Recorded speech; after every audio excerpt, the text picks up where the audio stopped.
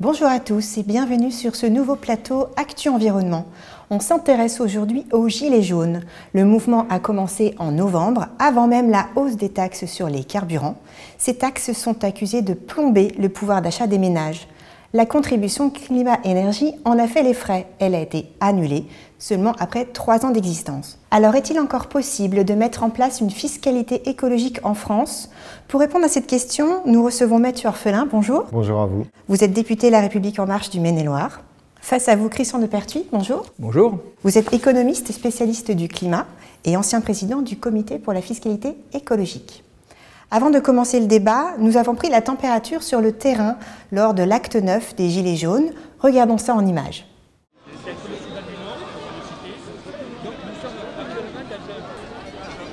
S'ils ont vraiment envie de faire passer des mesures écologiques, pourquoi est-ce qu'ils n'augmentent pas le nombre de transports? La contestation, effectivement, elle touche aussi la vie chère, la hausse des salaires, etc.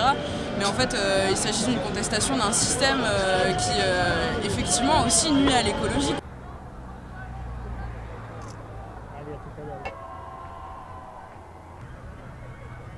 Je suis pour la transition énergétique, mais taxer les grosses entreprises et les grosses sociétés, les personnes très riches, parce que ce n'est pas les pauvres qui polluent, ce sont les gros paquebots, les gros avions, qui c'est qui voyage? Les riches. À l'heure actuelle, la taxe sur les carburants, elle a été plutôt... il y avait très peu qui étaient reversés à la transition écologiste et c'est pour ça que les citoyens ne sont absolument pas d'accord. Le reste, il va où? On paye suffisamment d'impôts et de toute façon les taxes qui étaient mises en place jusqu'à présent, on voit bien que ça ne sert pas à la transition énergétique puisqu'il y a une grosse partie qui est utilisée pour pallier au déficit. Eh bien, on récupère les 80 milliards de fraude fiscale qui sont à l'étranger. Déjà, on met du fric pour retrouver ce fric-là. Et puis, il n'y a pas de problème pour la transition écologique. Et puis, il y a des gestes citoyens. Il y a chacun qui fait sa part aussi. Il y a des comportements à changer. Il n'y a pas que les gilets jaunes. Il y a aussi individuellement, il faut qu'on bouge. Mais collectivement, moi, je pense qu'il faut une grosse réforme fiscale. Je pense qu'il y a des entreprises qu'on pourrait taxer, des entreprises multimilliardaires qui font des profits atroces et qui reversent pas assez comparé à ce qu'ils gagnent. Ouais. La fiscalité écologique doit inciter au changement de comportement, mais on le voit, elle suscite incompréhension et colère dans la rue aujourd'hui. Mathieu Orphelin, qu'est-ce qu'on a raté? Ce qu'on voit dans le reportage, c'est quoi? C'est cette impression de payer et que les gens qui n'avaient pas d'alternative à la voiture payaient cette fiscalité écologique, que les autres ne la payaient pas, notamment les grandes entreprises, on voit dans le reportage. Et puis aussi, pour beaucoup de gens, l'idée de dire, de toute façon, je n'ai pas d'alternative à la voiture. C'est ce qui était dit aussi dans le reportage. Quelqu'un, mais attendez, il n'y a pas de transport en commun, il faudrait les développer avant de vouloir nous taxer. Et puis cette impression qu'effectivement, par cette taxe en plus sur le diesel et l'essence, eh bien, on touchait plus fortement les gens les moins aisés. Parce qu'effectivement, cette fiscalité écologique, elle impacte beaucoup plus en termes de pouvoir d'achat les ménages les moins aisés que les ménages qui gagnent le plus. Et ça, effectivement, on est aussi dans une sorte d'inégalité. Voilà. Christian Depertuis, c'est donc une question de méthode. On a mis la fiscalité en place sans proposer les alternatives possibles. On a mis un peu la charrue avant les bœufs. Ce qui ressort du reportage, c'est 2 choses.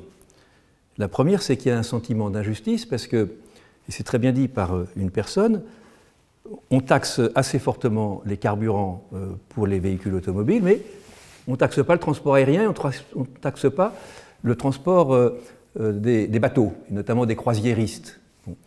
Et ça, c'est l'un des gros problèmes de la taxation écologique et de la taxation du carbone en particulier, c'est que pour être efficace et juste, il faut taxer l'ensemble des énergies fossiles. Et l'une des grosses difficultés qu'on a toujours eues et qu'on a eues lorsqu'on avait le comité fiscalité écologique, c'est de s'attaquer à ce qu'on appelle les niches fiscales. Et donc on a taxé... Tout ce qui est subvention aux fossiles, par exemple? C'est une forme de subvention aux fossiles, hein, n'ayons pas peur des mots, qui consiste à détaxer le carburant pour certaines catégories de la population, qui consiste à ne pas taxer le transport aérien, y compris le transport aérien internes qu'on pourrait taxer et à ne pas taxer les transports par bateau. Donc ça, c'est le premier point, qui est un sentiment d'injustice parce que la fiscalité écologique n'a pas réussi jusqu'à présent à taxer l'ensemble des émissions et l'ensemble des énergies qui émettent du CO2. C'est le premier volet. Le deuxième volet, qui est tout à fait important et qui est bien connu maintenant, c'est que par construction, la taxation écologique, la taxe carbone, elle est anti-redistributive. Ça veut dire quoi? Ça veut dire qu'elle taxe en proportion plus le pouvoir d'achat des ménages qui ont peu de pouvoir d'achat. Et donc, si on n'accompagne pas cette fiscalité écologique de mesures redistributives pour corriger cet impact redistributif, on accroît la fracture sociale, si vous voulez.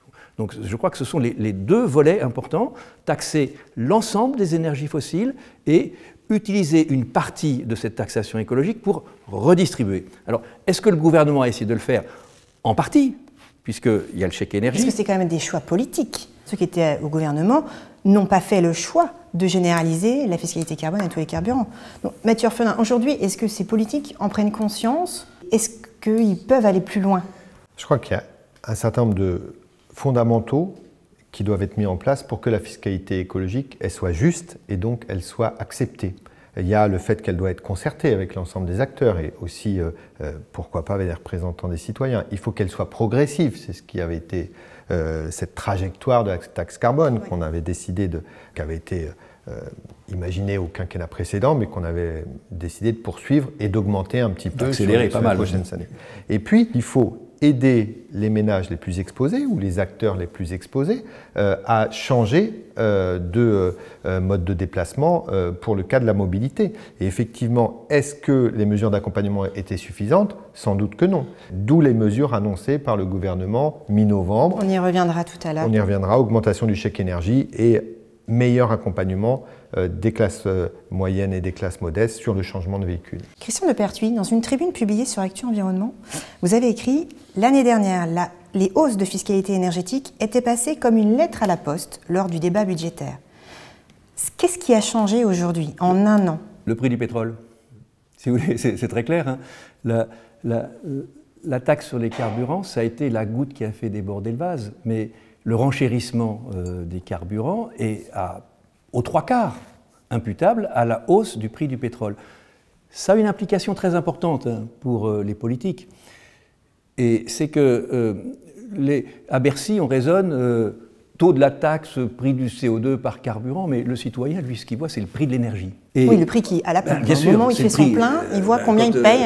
Quand vous faites votre plein ou quand vous achetez votre fioul domestique pour remplir votre cuve, vous n'allez pas regarder quelle est la composante carbone du fioul domestique. Hein. C'est impossible à retrouver puisqu'il n'y a pas eu du tout de communication sur cette fiscalité écologique. Et donc, ça veut dire que si un jour on reprend cette fiscalité sur les carburants et sur les énergies fossiles, il faut intégrer dans la prise de décision et dans les trajectoires qu'on fait des éléments correctifs en fonction du prix international du pétrole. C'est ce qu'on appelle la TIPP flottante. C'est une taxe qui s'adapte au prix de base du pétrole. J'ai dit il faut tenir compte de. Je n'ai pas dit qu'il faut forcément que ça soit indexé dessus. Oui, je crois que d'ailleurs ça a été annoncé par le Premier ministre dans les mesures correctrices de dire effectivement, à l'époque on envisageait de poursuivre cette fiscalité écologique, maintenant qui est, vous l'avez bien dit en introduction, à l'arrêt pour l'instant, mais en tout cas effectivement l'idée de dire cette fiscalité elle doit être fonction du prix du pétrole. C'est pas forcément un mécanisme aussi rigide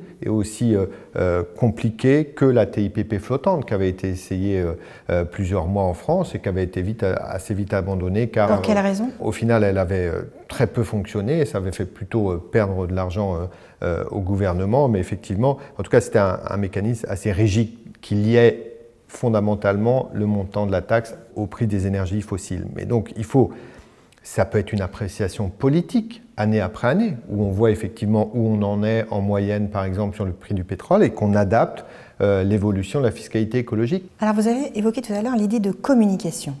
Vous avez dit on a manqué de communication.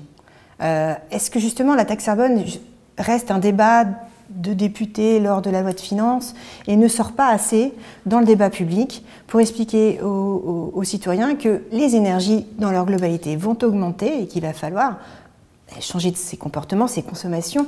Les énergies carbonées. L'objectif de la taxation du carbone, ce n'est pas de faire augmenter le prix des énergies, c'est de créer un différentiel entre le prix des énergies non carbonées qui doit baisser, notamment les renouvelables, et les autres. Donc c'est bien ça l'objectif, si on veut basculer les comportements.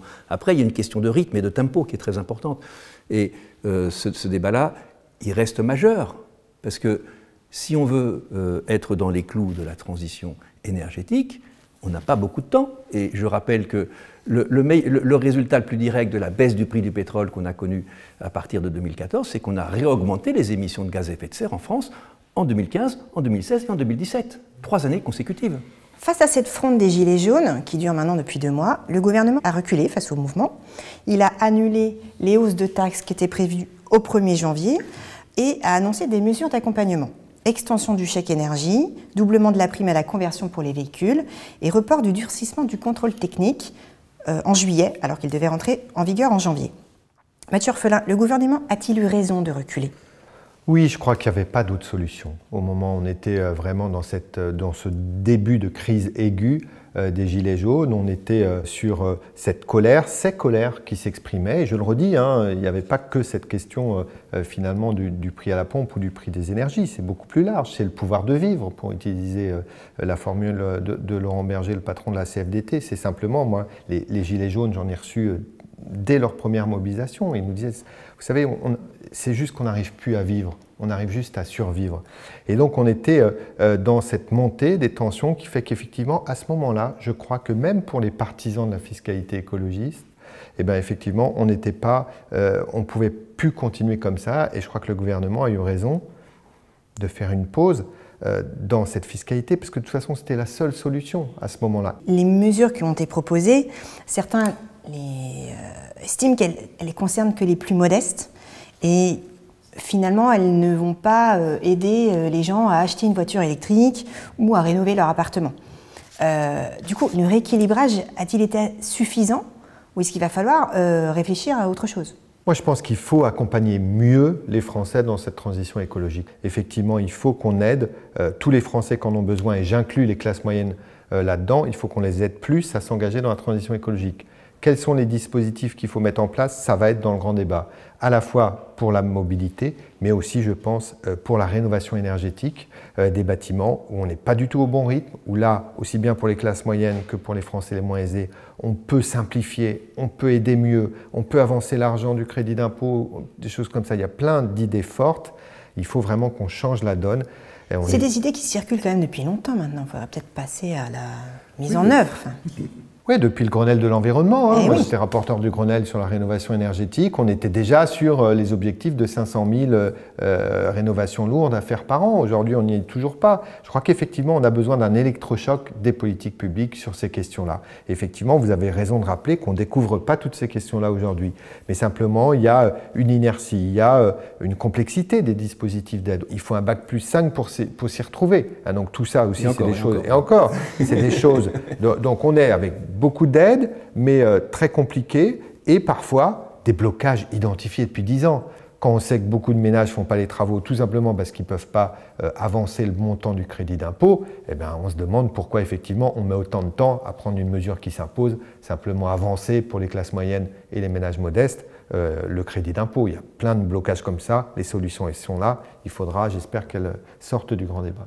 Christian Depertuis, vous avez présidé le comité pour la fiscalité verte. Vous avez aussi rendu de nombreuses recommandations au gouvernement en la matière sur plein de sujets. La question de justice sociale a-t-elle déjà été évoquée par vos travaux ? En 2013, lorsque j'ai fait la proposition d'introduction de la taxe carbone, il faut appeler les choses par leur nom. On dit contribution climat-énergie, mais appelons... C'est son nom officiel. Non, son nom officiel, c'est composante carbone. Si vous regardez, ça va peut-être changer encore. Non, le nom officiel, c'est toujours des composantes carbone de la TICPE. Bon. Mais quand j'ai fait les propositions au gouvernement, j'ai proposé que 30% du produit de la taxe carbone soit affecté prioritairement aux ménages sous une forme de redistribution forfaitaire, dégressive, sur les 4 premiers déciles. Vous pouvez regarder, c'est dans le rapport officiel que j'ai rendu en 2013. Donc on était déjà tout à fait conscient de ces choses-là. Qu'est-ce qui s'est passé depuis ?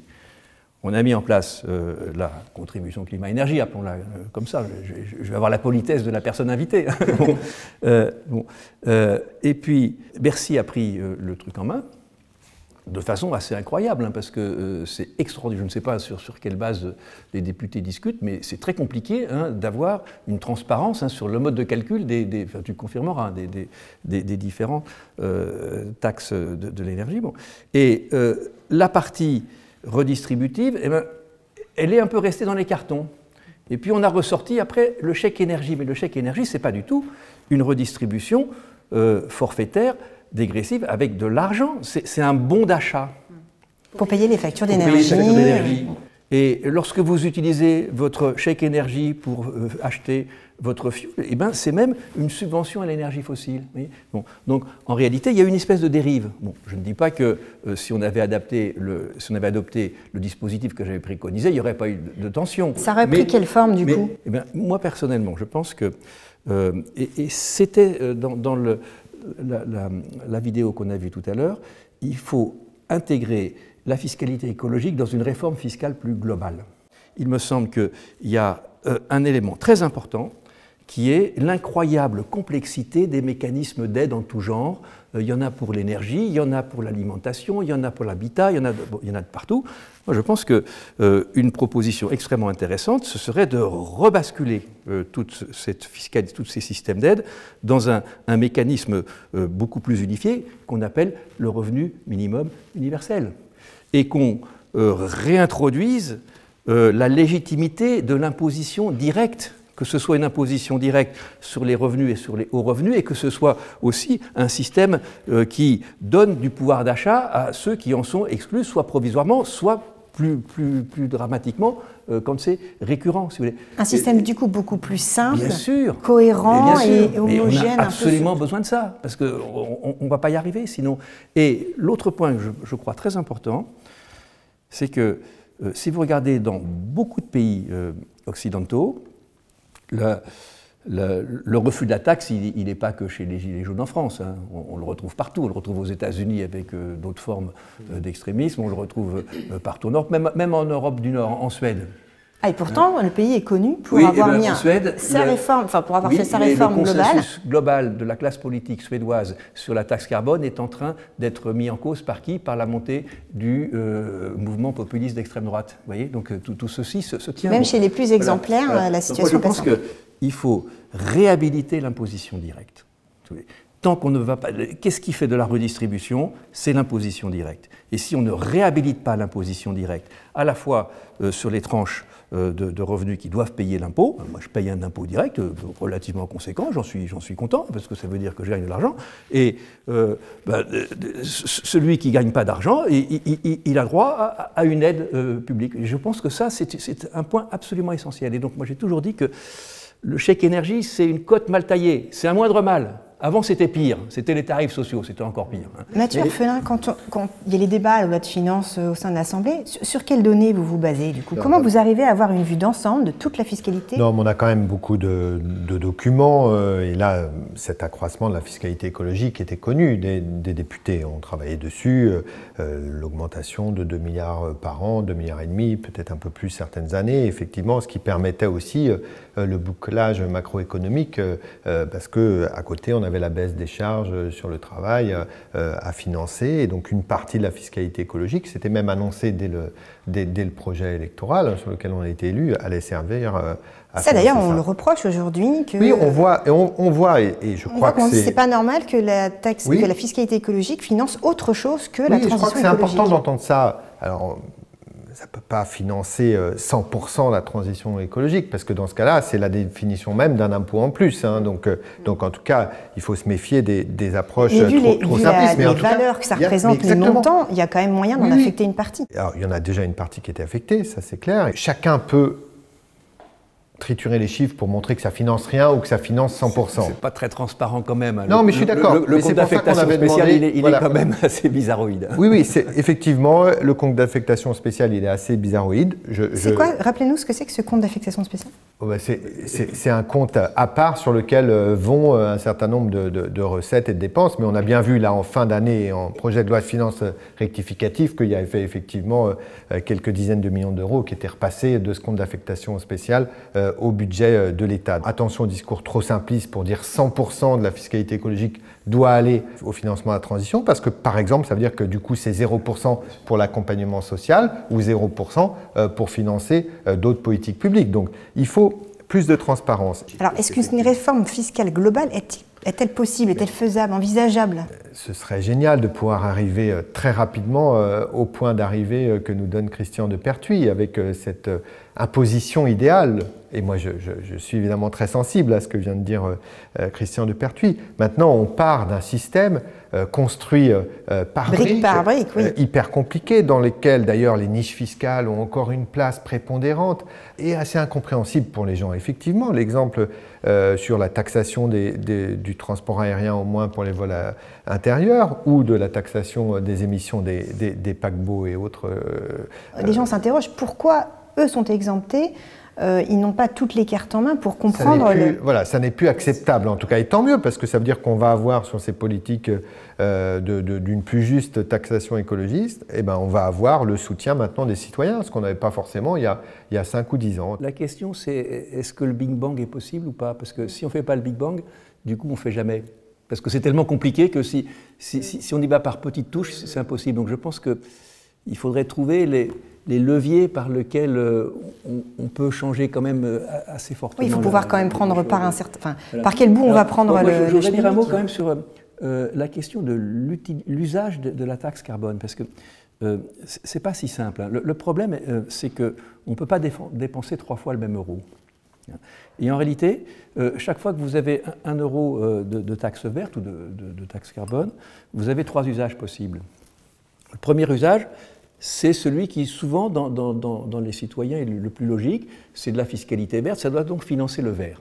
Et moi, quand j'ai commencé à m'occuper de la fiscalité écologique en 2013, tous les gens autour de moi me disaient « Ah oui, tu vas financer avec la taxe verte ». Je dis « Non, non, c'est pas ça la fiscalité écologique, c'est une taxe de comportement ». Donc ça, c'est une première demande, mais vous voyez bien que Mathieu l'a dit, si vous utilisez toute la fiscalité écologique pour faire des nouveaux projets publics, vous augmentez l'imposition. Or, les Gilets jaunes sont les premiers à dire on ne veut pas d'augmentation d'imposition. Donc, pour ne pas avoir d'augmentation d'imposition, il y a une deuxième affectation possible. Chaque fois que vous avez 1 euro vert supplémentaire, vous diminuez un autre impôt. Il y a un consensus assez large dans le milieu, au moins des économistes, moins chez les syndicats, que diminuer l'imposition sur le travail est probablement quelque chose d'intéressant sur le plan macroéconomique. Donc cette vision, elle est assez fortement portée par Bercy, alors que la première est plutôt portée par le ministère de l'écologie. Bon, mais si vous baissez d'autres impôts, vous n'avez plus l'euro disponible pour financer la transition énergétique. Et puis il y a une troisième utilisation, c'est celle dont on parle jusqu'à présent, qui est l'accompagnement social. Mais si vous n'allez pas accompagner socialement les personnes les plus démunies en baissant les impôts, ils ne payent pas d'impôts.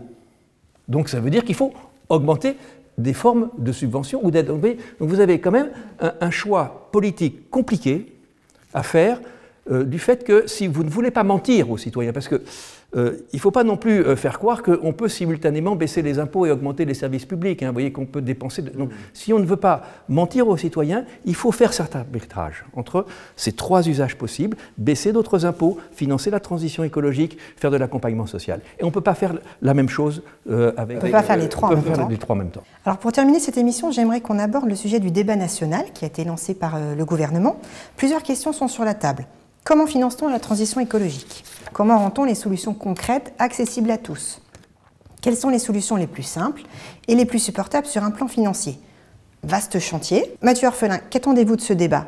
Un grand débat sera réussi, si le plus de gens y participent, pour porter des choses et notamment porter des solutions, et 2, derrière, que le gouvernement prenne de grandes décisions. Pourquoi pas des décisions historiques? Des débats, on en a déjà eu, notamment sur la transition énergétique.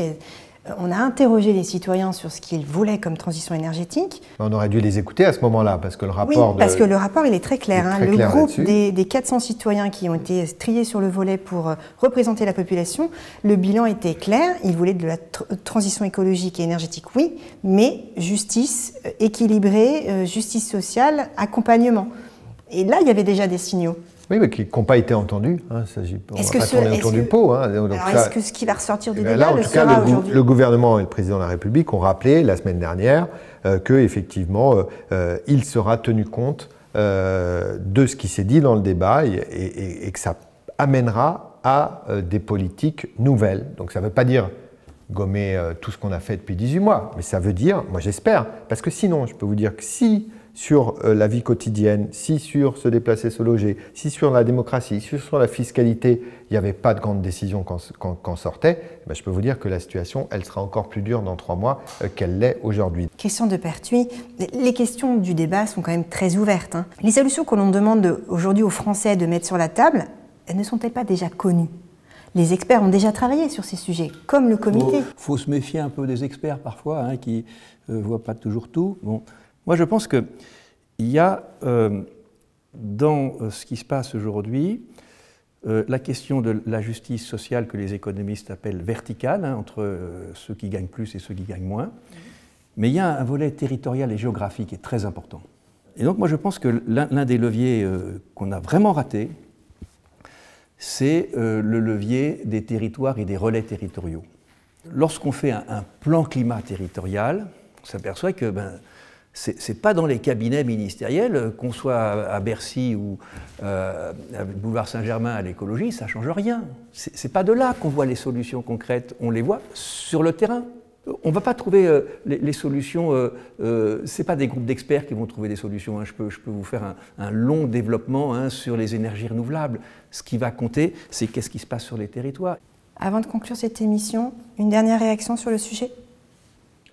J'espère que toutes les énergies de tous les acteurs va être mise pour la réussite du grand débat, parce que c'est le débat, c'est pas le débat du gouvernement, c'est pas le débat de la majorité, c'est le débat du pays pour imaginer ensemble des nouvelles politiques. Donc moi, j'espère que toute l'énergie positive, il y en a dans notre pays, puisse être mise à l'apaisement et à la réussite de ce grand débat. Christian de Pertuis. On n'en est qu'au tout début de la transition énergétique. Hein. Il ne faut surtout pas renoncer aux instruments efficaces. Il faut trouver la façon d'intégrer ces instruments efficaces, y compris la taxation, dans un projet global, si vous voulez. Et ce projet global, il passe beaucoup par les territoires, mais il demandera des remises en cause profondes et dans tous les cercles de la population. C'est ça qu'il faut bien comprendre, hein. C'est que la transition écologique ne va pas nous tomber du ciel, elle va dépendre de l'énergie qu'on saura déployer pour aussi nous remettre en cause. Ce sera le mot de la fin. Merci à vous, c'est la fin de cette émission. Merci de l'avoir suivi. Actu Environnement continuera à suivre l'actualité du débat national. À très vite.